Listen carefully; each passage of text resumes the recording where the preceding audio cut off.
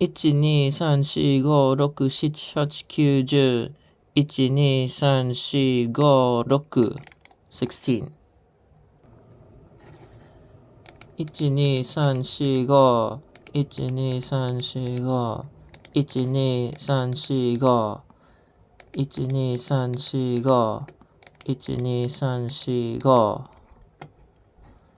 12345 5×5 25 12345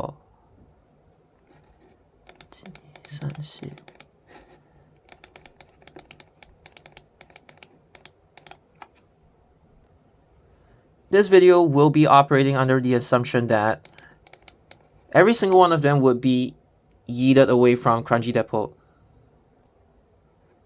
Historically, every single depot received OCs, because the OCs debuted 2008. And if you don't rely on SGWiki, the evidence is right here.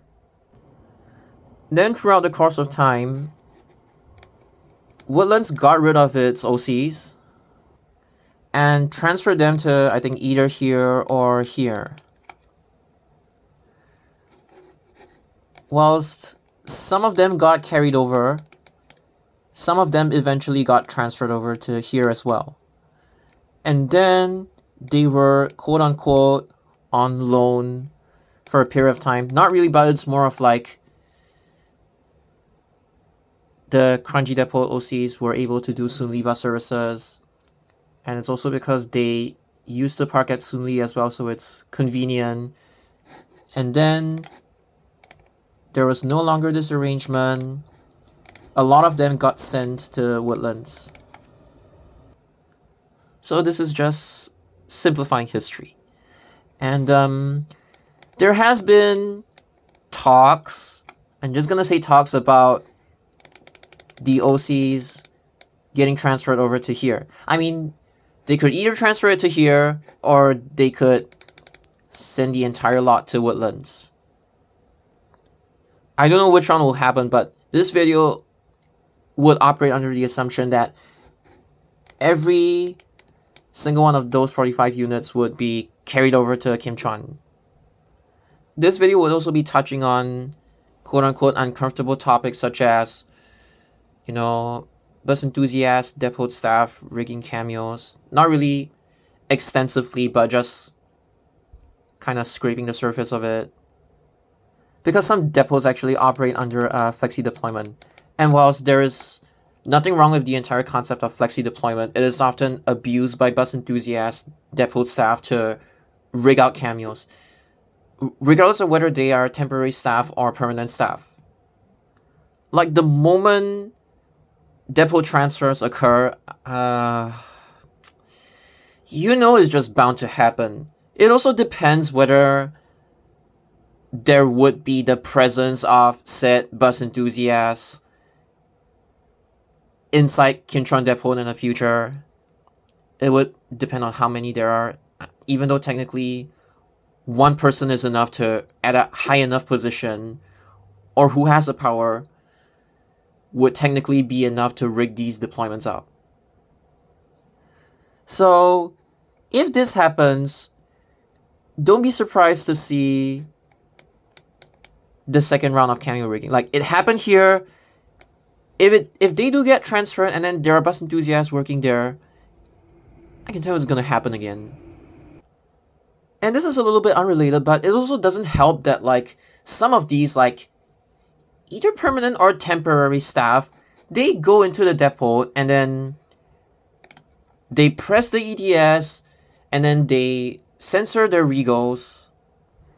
They post it online to brag about it, but honestly, if you want to punk EDS in the depot, you might as well just show the regal, right? Like, even your quote-unquote seniors have, like, done it before, regardless of whether they had approval or not. But if you have, like, the guts to actually do this kind of stunt, like pressing EDS, you might as well just show the regal, because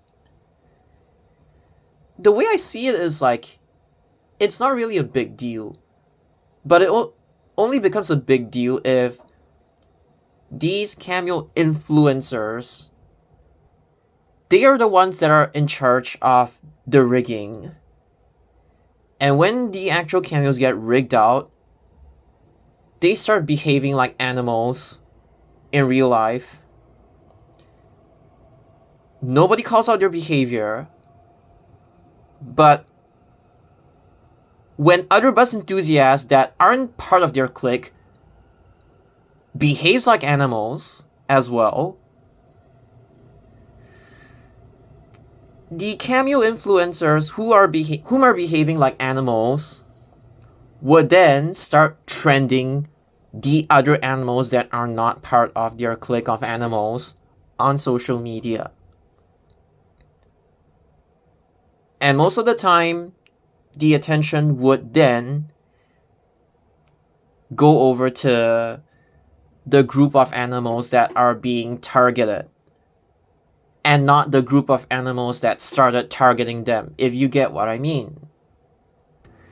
It's like both groups would be responsible for animal-like behavior, but one group of animals tries to sabotage the other group of animals. And in a fair society, both groups should be criticized. But from my own experiences, only the group who gets targeted gets criticized. The perpetrators, who usually behave than the people that they are trending or shaming or exposing, these people usually behave worse. And the exact same group of perpetrators are the ones, some of them, they actually have the power to either punk EDS or press out, punk EDS, press out, ask the BC to press out the EDS basically, or they would be the ones that are actually rigging the cameos. Whether they rig it themselves or they get in touch with people who are actually working inside to rig out the cameos, it works both ways. So, before anybody tries to take things out of context, I am not against people pressing EDS in depot, taking pictures of it and then posting it to social media. Like, it has been going on ever since the beginning of time, and it's just a for fun thing. So, I have nothing against that. What I'm against is people who behave like animals criticizing other groups of people who aren't inside their clique behaving like animals. And usually only one group gets criticized and not the other. But let's talk about perm deployments.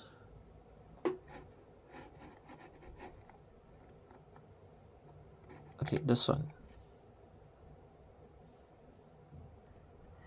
If it actually happens, right, I can foresee them trying to rig it on this surface. I just see it happening. If there are actually bus enthusiasts working there. But let's say all 45 actually get transferred. And let's say I am in charge of deployments. Which services would I deploy on? So from this list alone, I would actually identify the ones that have lower demand. Why? Because OCs, they have probably about like the same seating capacity, maybe a little bit up, a little bit down, as a Euro 4 batch 2 KUB, I would say. So you get less seats, but one extra wheelchair space. So obviously I would put it on lower demand services or services that might actually need the extra wheelchair space. So from the top of my list, I can really think of some of them. This one. I wouldn't put it on 317 because 317 actually does get crowded sometimes of the day, like peak hours or something. I have actually seen a 317 getting filled up. This one obviously is out of the question. And obviously I wouldn't put it on this as well. Okay, I would consider this, and then because you're talking about like wheelchair space, right? I would think of this as well, think of this and this. Because these services, right, they actually pass by what you call areas where there is like a higher percentage of elderly population. So this one, it would be Hikyo, and then this one would be, what's it called?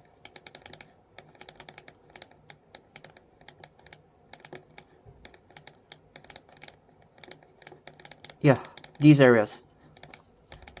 Because for obvious reasons.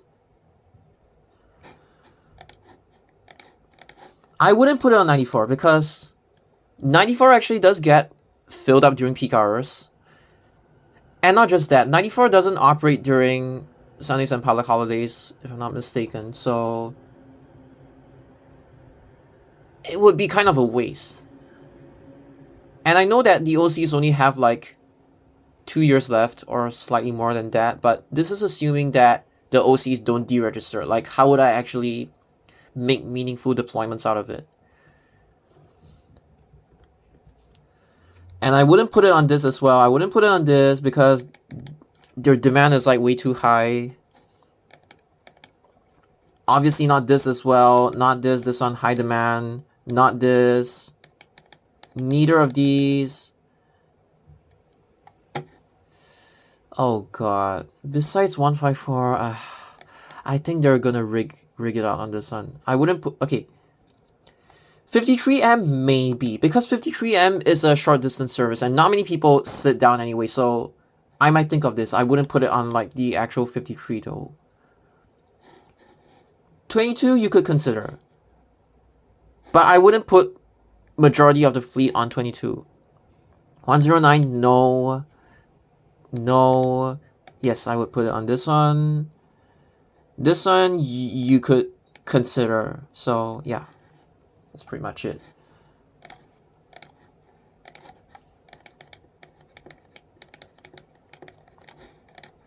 Let me see. This is assuming that you diversify the number of services that you put it on. This one isn't priority.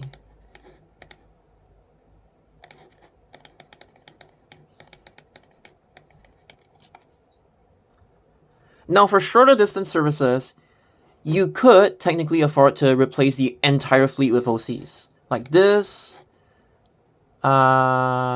this, and this. I mean, this as well. So, obviously, there are both advantages and disadvantages of having a common model. So, common model, it would be easier to standardize, like, maintenance and everything, but the disadvantage is that if something bad happens to one model of bus, like especially within the few weeks of procurement, and then the few weeks of like these new buses entering revenue service, I'm just talking about when the buses are actually brand new. Like if something bad happens to them, your entire fleet would be cooked. So this is why whenever they debut new bus models, they don't just like throw them to just one service. They actually kind of spread it out a little bit so that if in case anything bad happens, they can be withdrawn, and like as in like the buses could be withdrawn back to the depot and it wouldn't really compromise the service too much. So this is like the disadvantage of having just one bus model, regardless of what bus model it is. But obviously once the bus model has proven to be reliable, like it doesn't break down or anything, then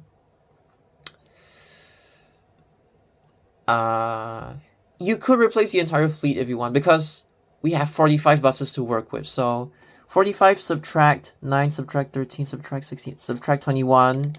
I still have like a lot of them left. So 45 minus 21, it would be 24. And then because these are like OCs you're talking about, their breakdown rate is generally higher than your average KUB or Citaro, right? So instead of keeping just 2 to 3 spares, I would say keep a minimum of 4 spares. So subtract that again. 4 of them would go to spare bus. A lot of people don't really take into consideration the spare bus when it comes to deployments, but these are actually needed. And you could technically keep one for TRG. You could say, okay, either spare or TRG. I would actually confine it to both. Although, to be honest, if it's like a TRG, right, sometimes you would need like the middle seat. So, you know, in the context of like Singapore's bus operations, like when it comes to TRG, like needing the middle seat and everything, like in the aisle and stuff like that, this arrangement wouldn't really make sense. But in other countries, this SP/TRG thing could make sense. So I'm just putting it out there. But without going into these like nitty-gritty details, let's say, okay, we have like 20 of them left. And I need to kind of deploy it on this, this, and this. Oh, I'm sorry. What am I doing? Yeah, I wrote it in the wrong. Okay. So I have 20 buses. And I need to think of how many of them should go into these services.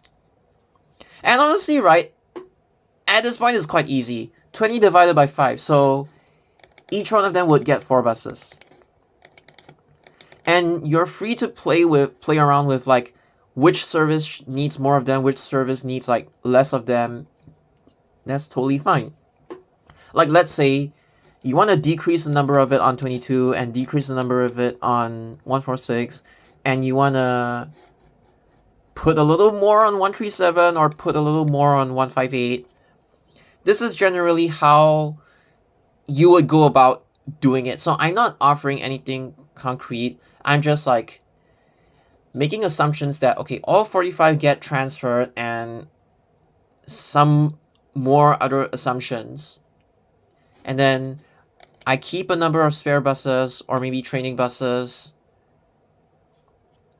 You know, like spare bus / ad hoc training buses, and then I think about the deployment. So this is how I would go about doing it if I was in charge of deployments. Because ultimately, you gotta realize that it differs for every bus model, but a bus model that has less seats, it's actually good for not necessarily just short distance bus services, but a service whereby people tend not to travel long distances, like majority of the passengers, right? They travel less than, say, 5 to 10 stops. So OCs would be actually very useful for this. Now, you could make this argument that, like, hey, 58 does kind of have this, like, board alight stopping pattern, and therefore you should throw it on 58, right? But you have to think about something. This bus service, right, majority of its fleet consists of high-capacity buses and not SDs. And then it's like, logistically, right, it doesn't really make sense for me to displace the KUBs and Citaros and stuff like that. Especially when you displace a bus model like this, your bus drivers would have to get retrained to drive OCs. And this is something that a lot of people, when taking into consideration deployments, they don't really think about. Like, nobody even makes videos like this. Like, people just tend to forget that you need to train bus drivers to drive a model. It's like, obviously when it comes to like casual conversation amongst bus enthusiasts, y'all would talk about this, but it's like, when I actually get you to think about it, when I actually get you to sit for an exam, like regardless of whether it's like a written or a practical exam, you guys, 90% of the time, you would forget about the fact that like you need to train the bus drivers to actually drive this certain bus model. Yes, ideally I could have such deployments, but you need to train them. That's the thing. And whether they're willing to be trained for this particular bus model or not, is another thing. The only implications is that it would affect like the number of bus drivers from a particular service that are able to drive this bus model. Yeah, that's about it. Because at the same time, right, it's really easy to say, hey, let's just send all 45 OCs to like Kim Chuan Depot, but you have to realize that these bus drivers are not from SMRT. They are transferred over. Obviously, there will be some new hires. Maybe some of them are like from other SMRT depots or people who know how to drive OCs, but most of them, they would be transferring from SBS to SMRT. And they don't know how to drive OCs. So it's not like, oh, let's just send 45 there and let's just train them. End of story. It's actually way more complicated than that. I can give you a rough framework, but you have to realize like the actual constraints you're facing when it comes to like bus models, deployments, and stuff like that. You have to take into consideration all of this in real life, which is what most bus enthusiasts don't know how to do. And I have no industry experience, by the way. But at the very least, I have like a rough idea on how it should be and how it would be. And because of this, the bus models that already have a diversified fleet with like high capacity buses and like SDs as well, I try my best not to mess with the fleets of these services. I just pick a few services to quote unquote convert. And what I was highlighting is basically these, and sometimes I tend to forget that 101 has DDs, but at the same time, right, not all of 101's packs are like short distance. Some of them actually come from like Serangoon and then they sit all the way to like Buangkok Link, Buangkok Crescent. So it makes less sense for me to put OCs on 101. It's like, what's the point? And then I also tend to forget 103 SDs as well. So again, many people tend to travel long distances, and this thing's demand is like actually increasing. And it will increase in future once Yishun East gets further developed. And then even around like Seletar area, right? Even that area is like getting, Buangkok Drive, that general area. And then around Jalan Kayu, right? It's getting developed as well. So obviously this thing's, if the frequency is already so bad, and then many people tend to travel longer distances, it makes no sense for me to deploy OCs on 103. So, and then the same thing goes for 105. Like, just the crowds alone. 105, people tend to travel a mixture of like short, medium, long distance. So obviously I wouldn't put OCs on this service. I would think of like putting A22s on this service and maybe KUBs, Citaros. And if KUBs, right, I would think of like putting Euro 5s and not 4s. This one obviously no. Why would I put OCs on 109 when it will suffer the same fate as like 101 and 103 in the first place? So as you can see, right, it'll just make no sense. And then 134 doesn't really need OCs. Like, why would I put OCs on 134? Doesn't really make sense. The fleet is also like, there's DD, there's SD. I know it's like majority SD, but still, it makes no sense. I would rather just confine it to 137. And then, like I've talked about this, airport service. Yes, you could argue that, okay, depending on like Changi Airport Group's restrictions, it may or may not be a good idea to put OCs on 53. You could argue that, oh, there's more like space for luggage. This one, it just makes no sense because 63 again, the crowds, right? Short, medium, long distance. 63's frequency is also quite bad, so. And then it's more of like the concept of like, there are lots of elderly people taking 63 and they need a seat. Yes, you also have to think about like wheelchair space as well, but most of the time they need a seat. So obviously it'll rule out this. And obviously 154, big no. 154's fleet is already quite diversified, and I don't want to like diversify it even further. See, I'm doing this blind. I didn't script any parts of this video, except the fact that I copied and pasted this from like LTG, but and then this one as well. But instead of doing this strategy, right, you could technically, let's just say in theory, subtract 30. But you know what's the problem with this? In theory it works, but practically it really doesn't. Because you would have to retrain every single bus captain from Service 53 to drive OCs. See, here's the thing. It's the same for this thing. If you replace the entire fleet, you would have to retrain the drivers. But the thing is, you would have to retrain less drivers.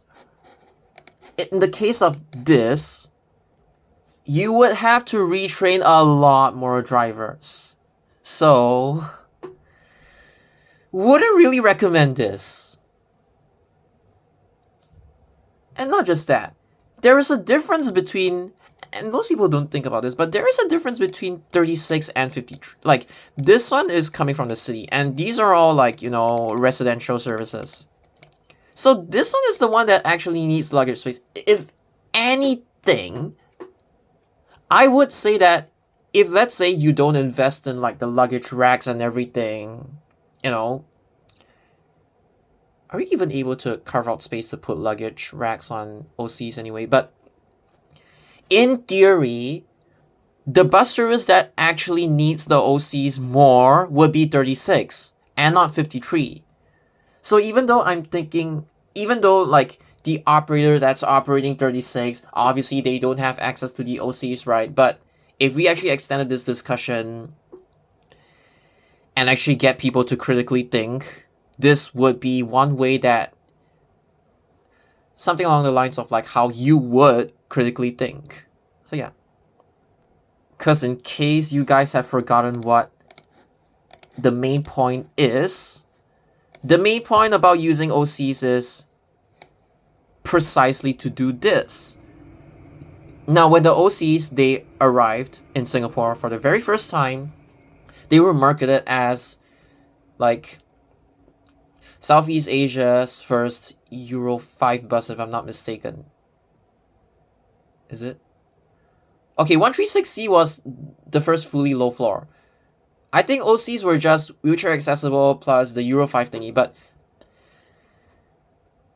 back then, I don't think SMRT actually took into consideration of this, and they were more concerned about like, oh, it's new, it's wheelchair accessible. I'm going to make like 851 wheelchair accessible because, again, historically, you know, 851, it passes by the hospitals along Ang Mo Kio, Novena, and KK Hospital as well.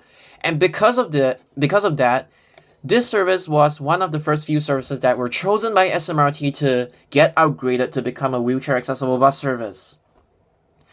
So historically, SMRT didn't really think much about this because you have to understand that back in the day, look, OC500LEs, they coexisted with buses as old as Scania M113CRB.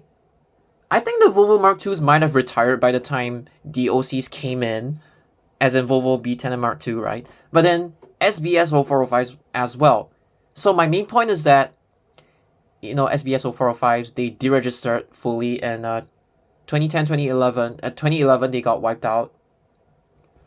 So my main point is that back then, it was during a time whereby wheelchair accessibility was the utmost priority, like, you know, trying to be forward-looking into the future of like public transport in general, right? That was the main priority. Nowadays, all the buses are already wheelchair accessible. So now your priority would be which type of bus which bus model, which type of interior layout, seating and standing space and wheelchair accessible space would be the most optimized for each and every single bus service. So in the past you think about wheelchair accessibility. In the present, you might think about this, either short or long run. I know that the OCs don't really have a lot of time left, but again, assuming that OCs don't deregister, as in like assuming the buses don't deregister, and it just becomes like a written exam paper on like how would you deploy them, you would think about stuff like this, which not many people talk about often. Also, SG buses, please, I need your input on this. So I would like to see people talking about buses from like an operational perspective, instead of like every single day you try to predict about when will the cameos be when will people rig cameos on this particular bus service. Like seriously, it's getting old. We know they are rigged, so I honestly think bus enthusiasts in Singapore really need to grow the fuck up.